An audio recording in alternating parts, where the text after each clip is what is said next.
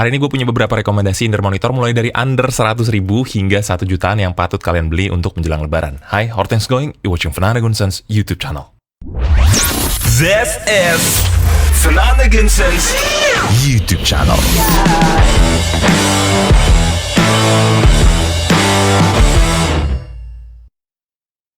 Sebelumnya disclaimer dulu, video ini tidak disponsori oleh brand, toko, distributor manapun. Ini pure inisiatif gue pribadi untuk nge-review indoor monitor dari budget under 100.000 hingga 1 jutaan ya.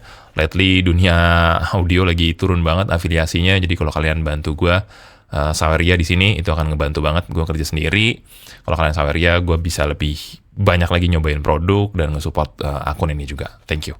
Oke, under 100.000 ini bisa jadi sekitar 60 ribuan ya. Yang pertama ada KZ EDC Pro, ini agak-agak mild V-shape, ada 8 kHz boost juga. Agak, ya mild V-shape lah, nggak terlalu V-shape kayak KZ zaman dulu, tapi tetap masih agak ada mid bass to sub bass boostnya, tuh upper mid to treble juga masih agak lumayan boosted gitu.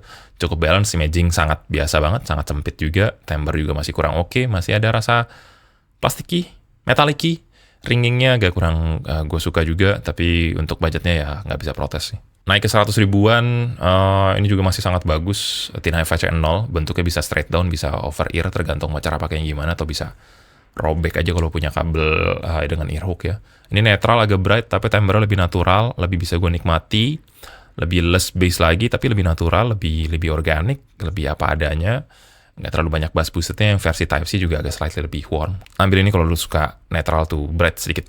Next ada CCA Polaris ya. Polaris ini masih menjadi favorit gue juga untuk di budget under 200.000 ya, ini 150 ribuan. Very very well balanced, neutral dengan sedikit bass boost, tapi bass boostnya bisa ditambah lagi pakai tuning switch-nya di sini. Ada 4 level, 1, 2, 3, 4. 4-4-nya kurang lebih naikin bass aja, tapi gue nggak pakai tuning switch-nya. Normal-normal aja gue cara pakainya.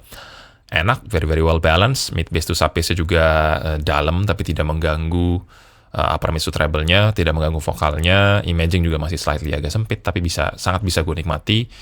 Sangat gue rekomendasikan untuk benchmark 100 ribuan tuh untuk ambil inilah. Kalau demen bentuk IM over ear, murah, balance, enak nih.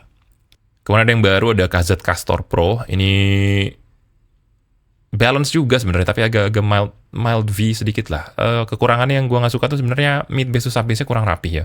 Jadi kalau misalnya ada kick drum dengan synth bass ataupun bass gitar yang mainnya barengan tuh agak berantakan sedikit aja, agak kurang rapi aja, agak kurang well separated gitu antar instrumen di lower frekuensinya. Jadi gue agak kurang suka di situ. Tapi by tuning tonality-nya sebenarnya aman-aman aja. Tidak apa ya? Tidak bikin orang yang budgetnya segini tuh menjadi tidak puas gitu menurut gue. Masih fine-fine aja. Terus juga lebih vokal-centric lagi, upper mid-nya mungkin lebih maju lagi sedikit ya dari CCA Polaris. Kalau didengarkan volume kencang mungkin agak lebih nusuk dan lebih ngebass lagi jadinya. Ini ada tuning switch-nya, ada yang buat nambahin bass, ada yang buat nambahin upper mids, tapi nggak ada yang buat ngurangin bass. Jadinya agak susah benerin bassnya. Tapi untuk budgetnya sih udah better lah dibandingkan dengan Castor yang lamanya. Tergantung kalian seleranya kemana aja sih. Kalau gue pribadi masih ambil CCA Polaris. Kemudian di 300.000, ini the big 3-nya masih dipegang sama Tangzu One R Studio atau SE. Kemudian ada Soundlord Zero 2. Kemudian ada Kinera Wyvern putih, nih paling favorit gue juga. Kalau mau neutral sih sebenarnya Tangzu One R Studio sama Soundlord Zero 2 nih kurang lebih ya masih agak-agak salah sebenarnya. Cuma fittingnya tuh gue nggak terlalu bisa dipakai kesini, agak lumayan ceper di telinga gue, jadi gue nggak bisa pakai. Tapi tuningannya gue suka sebenarnya, nggak bisa pakai lama aja. Jadi kalau fitting banget sih Kinera Wyvern putih ya udah jelas, karena dia punya resin yang lekukannya tuh halus, enak, cakep aja gitu dipakainya tuh, gripnya tuh enak gitu. Tangzu One R Studio sebenarnya juga nggak terlalu amazing banget fittingnya, tapi aman aja sih gue dibandingkan dengan Soundlord Zero 2. Zero 2 sama yang satu juga sebenarnya bagus-bagus aja, dua-duanya nggak ada terlalu beda jauh, cuma ini lebih ngebass aja slightly sedikit sih kalau dibandingkan versi satunya. Tangzu One R Studio ini juga lebih bagus dari yang defaultnya karena dari sisi build quality-nya, karena dia di sininya tuh udah lebih ke dalam lagi si nozzle filternya ya, lebih aman dari yang versi sebelumnya. Menurut gue nggak lebih gampang copot, udah gue tes beberapa kali, nggak semudah copot yang Tangzu One R biasanya. Ini lebih netral, kalau kalian cari netral mungkin bisa ambil ini, ada warna hitamnya juga. Tapi my first pick tetap ini ya, Kinera Wyvern putih, karena lekukannya enak, fittingnya enak, balance, warm, treble-nya tidak terlalu ngecering, presence boost-nya, treble boost-nya, brilliance-nya, crash cymbal-nya nggak terlalu nusuk, upper mids-nya agak slightly lebih boosted, jadi vokalnya lebih ke emphasize dengan tidak ada tajam-tajam di breath-nya ataupun di accessibility-nya. Terus mid bass to sub bass-nya juga tebel, hadir saja, present saja, tidak terlalu gemuk, tidak boomy, tidak V-shape, dihajar volume kencang, ini sangat menyenangkan, sangat fun, tapi nggak over fun. Terus juga imagingnya, ketiganya sih menurut gua, tapi paling demen di sini, imagingnya lebih lebar aja jika dibandingkan yang kelas-kelasannya kayak KZ dan CCA Polaris tadi. Ini first pick gue, bahkan kalau lu pakai DAC-nya kayak Kinera Ruidek ataupun Celestia D2 gini, ini mampu bersaing menurut gue imaging dan soundstage-nya dengan yang kayak Tin Hi-Fi C3 gitu. Jadi ini amazing banget. Untuk budgetnya Kinera Wafern putih masih my first pick banget lah. Compare to Cu2, Gone, agak butek, agak mendem, treble juga kurang revealing, imagingnya juga kurang bagus, separasinya nggak sekelas 3 itu tadi. Terus Truth Eargate juga sama aja, bassnya agak lemes, drivernya kurang mantap kalau menurut gue. Terus ada lagi Tanjimbani sebenarnya masih oke, agak netral-netral, agak lebih banyak lower treble emphasize-nya, cuma not my pick aja, jadi tetap 3 itu tadi. Kemudian masih di under 500 ribu ada Tin Hi-Fi C2 2025. Ini neutral balance, neutral-ish, agak slightly bright ya, lebih bright dari Kinera Wafern putih. Imaging dan separation juga kurang lebih nggak terlalu beda jauh, cuma emphasize suaranya lebih ke upper mid to treble. Kalau lu demen lebih ada ngeceringnya, lebih ada brilliance presence-nya, lebih ada treble-nya, mungkin lu akan prefer ini jika dibandingkan dengan Kinera Wafern putih yang lebih warm di treble-nya. Tapi yang nggak gue suka dari itu fitting-nya, dia bahannya besi, terus kaku-kaku gitu loh, nggak se-smooth grip-nya kayak si Kinera Wafern putih. Kemudian yang lebih bright lagi, ada EPZ Q1 Pro.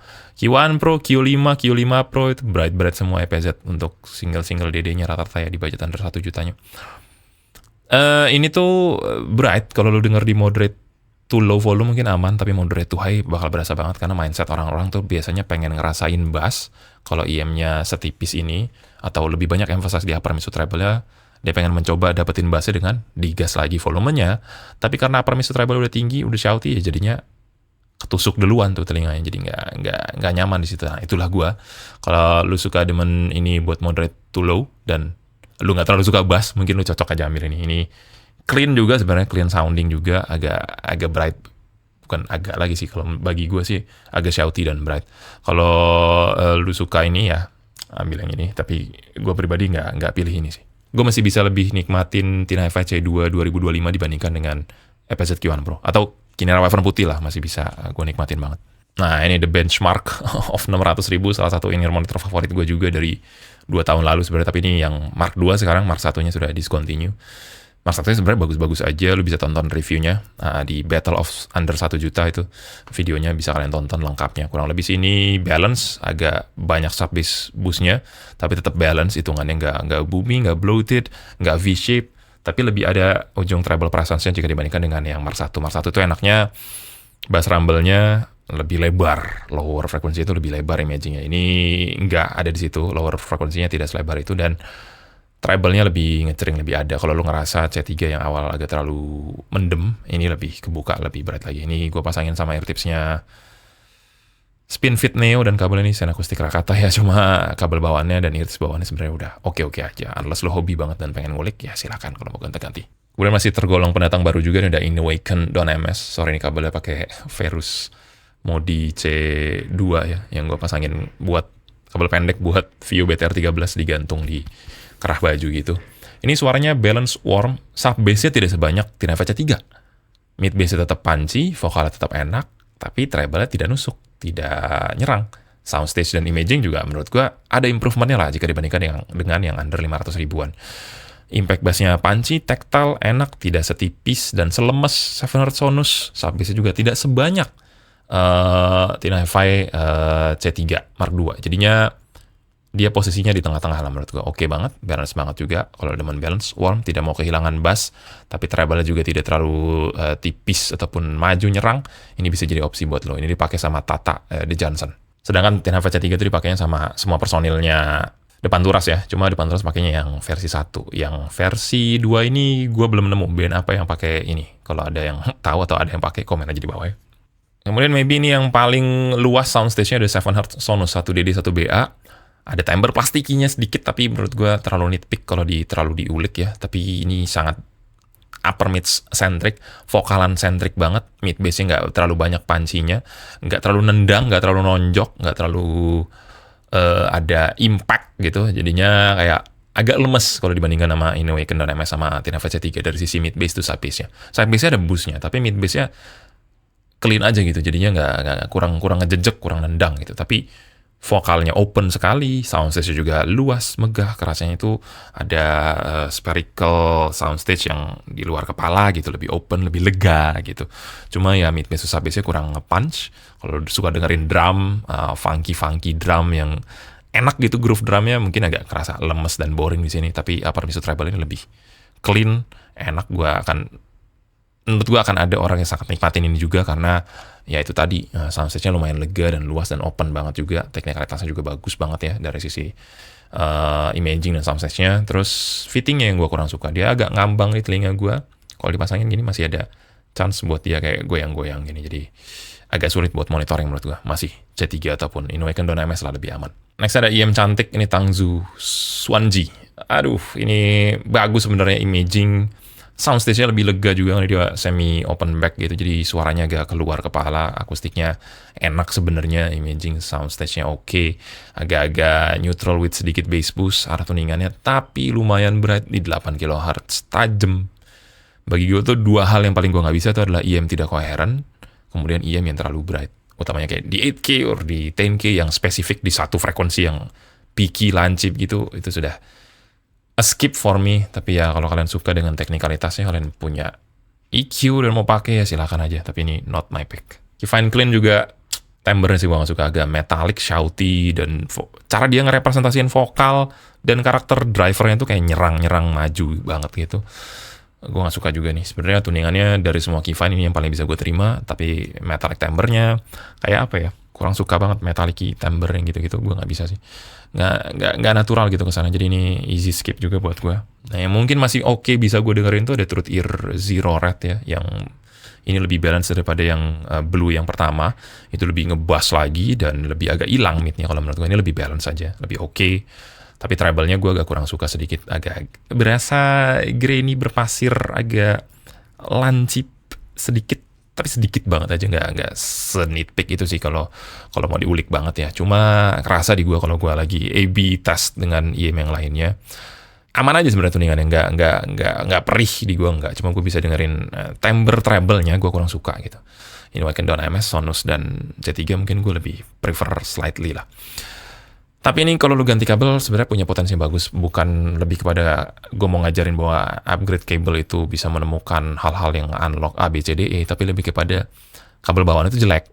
Jadi kalau menurut gue kalau lu ganti kabel yang kayak Sen Acoustic Verus itu lebih fuller sounding, lebih aman juga, timbre treble-nya bisa dikulik-kulik dan ini bisa gue nikmati banget. Untuk yang Truth Ear Blue yang 2 gue belum coba, udah rilis tapi gue belum coba. Kalau ada salah yang ngirimin mungkin akan gue review soon. Oke, ke 1 juta juga nih akhirnya. Ini ada 3 driver yang sangat koheren, piezoelectric, planar, dan dynamic driver ya. Ini ada SIMGOT EW300, superb imaging, highly coherent, mid bass-nya agak lebih banyak sedikit dari Tangzu Swan NV, posisi vokal agak lean back, agak lebih menyatu dengan instrumennya. Tonton aja dari reviewnya, udah gue bikin juga panjang dan lebar di situ ya, lebih detail. Fittingnya juga enak buat monitoring. Ini dipakai sama Fathia Izzati, Cia, dan juga Faiz Reality Club, mereka juga masih pakai ini buat manggung. Very very well balanced. High-nya akan ada emphasize lebih, tapi bukan di batas yang offside untuk gue tidak bisa nikmati.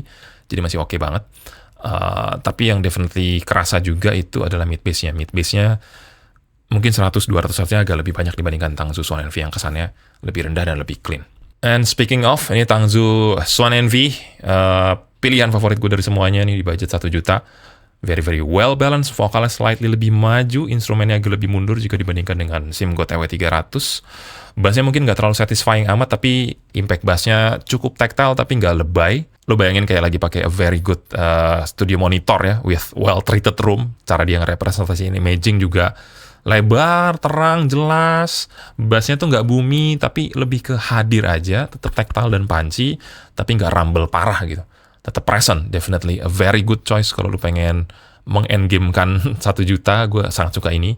Cuma kekurangannya warnanya merah sama agak slightly lebih susah di boost. Sebenarnya kalau lu punya DAC kayak Kinera Celestia D2 gitu ya udah cukup-cukup aja sih, nggak perlu yang mahal-mahal gitu. Cuma kalau dibandingkan EW300 lebih mudah di drive sedikit, volumenya lebih gampang diangkat, sama lebih mudah direkomendasikan. Karena walaupun dua-duanya sama-sama balance, ini warnanya merah agak susah di drive, yang ini warnanya putih dan hitam dan lebih mudah di drive. Jadi kayak lebih bersahabat lah ke budget orang-orang, ke target audiens yang lebih banyak kayak musisi dan lain sebagainya, itu lebih mudah gue rekomendasiin ini dibandingkan dengan ini dari sisi warna dan driverability. Kemudian banyak yang orang sering bahas juga di 1 juta itu sebenarnya ada Sifga Q, Sifga Q. Gue nggak suka timbernya. Mid bass-nya banyak banget, agak nutup, agak muddy.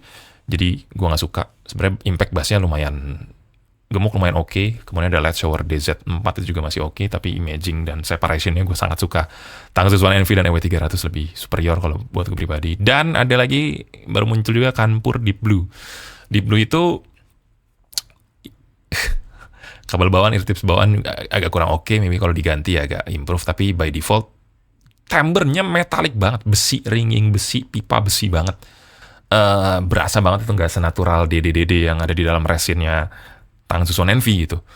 Jadi ataupun SimGod LM500 gitu mungkin kalau di sejutaan ya, itu masih kayak natural aja gitu, metalik ringingnya nggak terlalu berasa.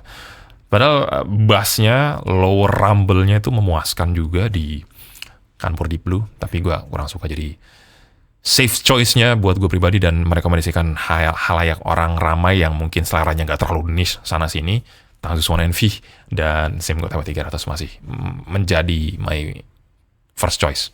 Oke, thank you banget yang udah nonton. Panjang banget videonya. Gue udah taruh linknya juga satu persatu. Hopefully itu bisa ngebantu buat kalian beli belanja produknya sebelum promo Ramadan dan Lebaran berakhir. Bantu check out dari video gue ataupun link di deskripsi ataupun di kitab audio. Bantu subscribe, like, comment, share videonya ke teman-teman yang mungkin butuh informasinya.